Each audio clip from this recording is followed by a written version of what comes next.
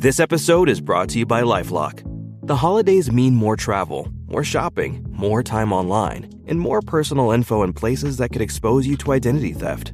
That's why LifeLock monitors millions of data points every second. If your identity is stolen, their US-based restoration specialist will fix it, guaranteed or your money back. Get more holiday fun and less holiday worry with LifeLock. Save up to 40% your first year. Visit LifeLock.com/podcast. Terms apply. It's a common sense recap of the big stories.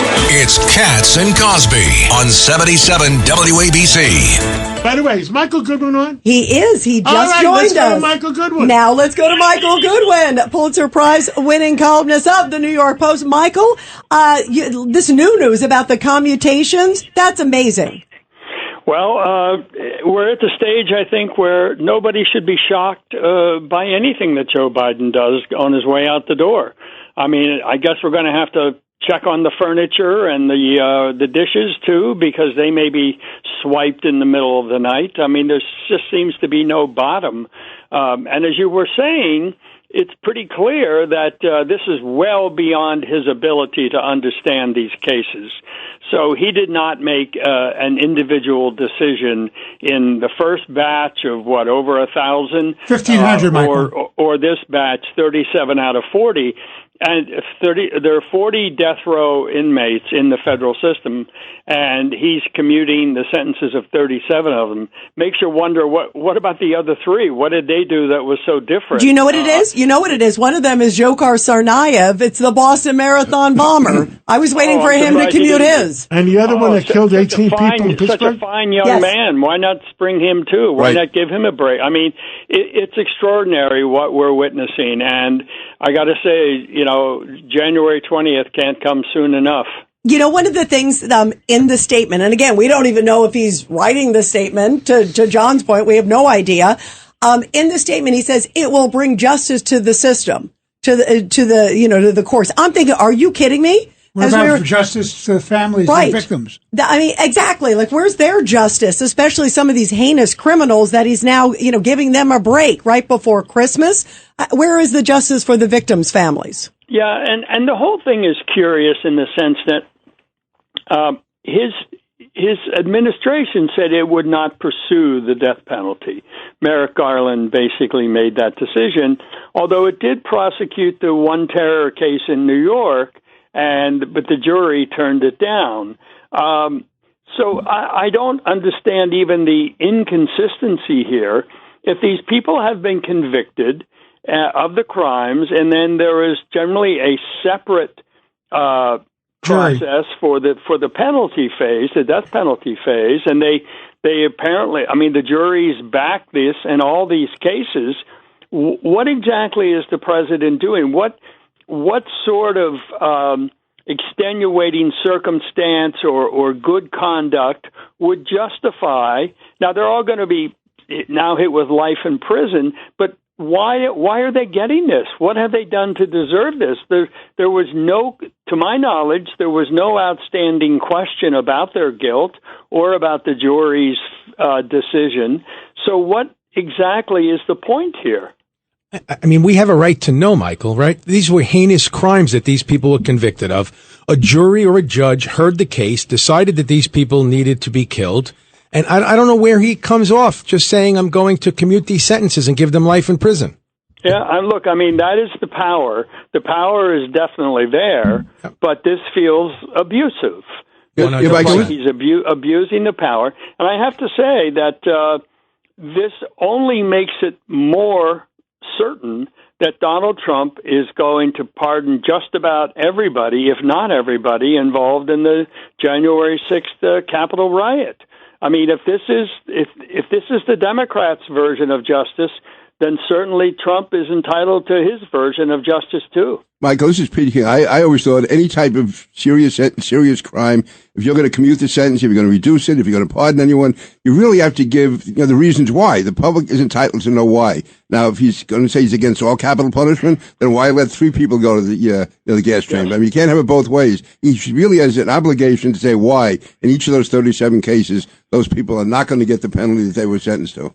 And you know what? Also, Michael, he should review the case file, maybe talk to the prosecutor and talk to the family. before he commutes a sentence like that. See what everyone else feels about it, the people that were impacted by these people's murders.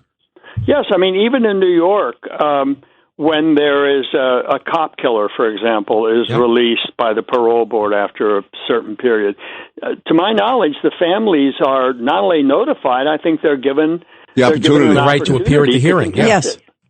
Yep. Yeah, can you imagine what it's like for them? Here it is right before Christmas, and they're finding out this atrocious person who devastated their family is getting out. And all because he wants to be, quote, fair to these people? Look, I think what we're witnessing is not just the mental collapse of Joe Biden, but it's like the Democratic Party is just giving up the ghost here. I mean, this is something that I think will not be well received by the country at large. And this election, I think, opened all kinds of cracks in the party. And this is the sort of thing that I'm not sure how this helps any candidate going forward. This is something that I hope Republicans or even intra-party primaries, somebody will bring this up. Do you support this?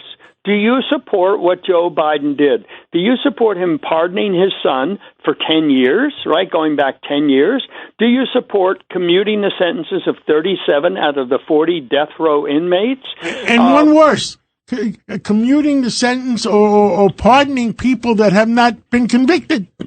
Well, that's right. And also, as Pete said, you should, I don't think you have to, but I think you certainly should, for the public, explain why, justify your thinking. He doesn't, it's the arrogance, like, what are they going to do? I'm leaving office, I'm never running for office again. Screw you, America. Michael, John Catsimatidis asked this at the top of the show. Who is making these decisions?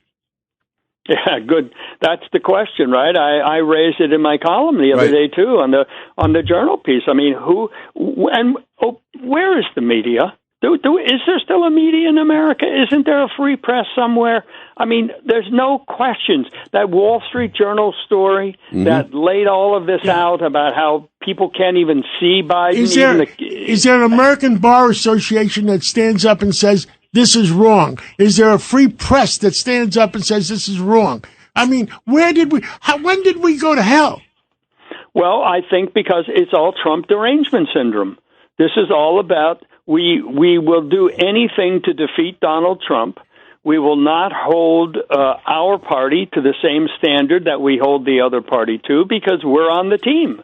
I think, Chris Cillizza, former reporter, he talked in an interview, and I hadn't heard the whole thing originally, but I did today. I saw that. Yep. On your station, and he said there's a shaming party if you push too hard. But you know what, Michael? And you and I have been there. I've been in the White House, reporter's room. I've been one of those reporters asking the questions. It is hard because they block you out, but that is your job. That's it. And I've been in those situations, and it takes courage to go alone. It's, you're breaking ranks with your colleagues from other media outlets, people maybe you've worked together elsewhere, you may be friends, you may be just, you want to keep, you're all part of the White House Correspondents Association or something like that, and so you pull your punches because you'll be shamed, that the White House will shame you in front of your colleagues, and there'll be a kind of stink about you. But Michael, these reporters among your colleagues. These reporters had no problem writing everything they possibly could about Donald Trump, tracking down every rumor, true, untrue. They wrote everything. Yeah, the standard. You're right. That's what the gang wants. So in that case, there's no courage at all. You're going along with the flow. This would be going against the flow, and they don't do it because they're cowards. Amazing. Well, thank you very much. I think we have John Yoo ready, right? So, yes. So thank you very much, Michael Goodwin. We really appreciate it. You're great. Thank you. You're terrific. You. And, Michael, if we don't talk, have a great Christmas and great holiday. Merry Christmas. Thank you. And happy Hanukkah to your wife. Thank you, guys.